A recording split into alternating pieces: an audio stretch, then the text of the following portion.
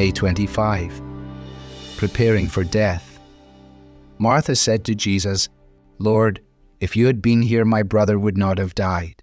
But even now I know that whatever you ask from God, God will give you." Jesus said to her, "Your brother will rise again." Martha said to him, "I know that he will rise again in the resurrection on the last day." Jesus said to her, "I am the resurrection and the life. Whoever believes in me, though he die, yet shall he live. And everyone who lives and believes in me shall never die." Do you believe this? John chapter 11, verses 21 through 26. None of us know what a day will bring.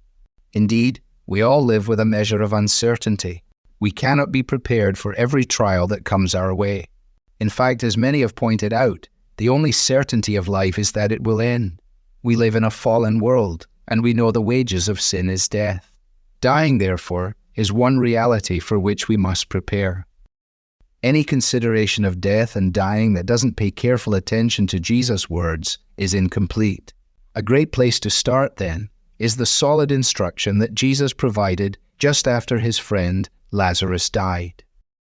Understandably, Lazarus's mourning sisters were deeply concerned about what had happened to their brother. In response, Jesus said that Lazarus was going to rise again. Martha, not fully understanding this declaration, said, "I know that he will rise again in the resurrection on the last day." At that point, Jesus took the conversation one step further, saying, "I am the resurrection and the life." And then came the challenge for Martha. Do you believe this? Your answer to that question affects both how you live and how you deal with death. Jesus has not only conquered death, but also made a way for you to conquer death too. Even though your physical frame will fail you, when you believe Jesus is the resurrection and the life, death simply becomes a transition, a passing from one realm of life into another. One challenge which faces believers regarding death is not simply to prepare ourselves for its imminence, but also to learn how to help others face it. No matter the situation, though, Jesus' words provide the foundation for loving counsel. We are to speak both biblically and honestly, explaining the reality of eternity and the hope that is found in Him. Our words, echoing Christ's own, should not be abrupt or unfeeling, but filled with wisdom and grace. You cannot know how to live until you've settled the question of how to die.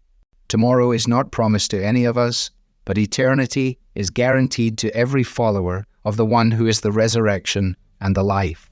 You can prepare yourself and your friends and loved ones to meet the day of death with calm and confidence, rather than with fear and uncertainty, by holding these precious words close.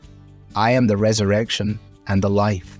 Whoever believes in me, though he die, yet shall he live, and everyone who lives and believes in me shall never die. Yes, we believe this. Devotional material is taken from the Truth for Life Daily Devotional, copyright Alistair Begg. It's published by the Good Book Company. This reading was digitally created by Truth for Life and is used with permission. For more clear, relevant Bible teaching, visit truthforlife.org.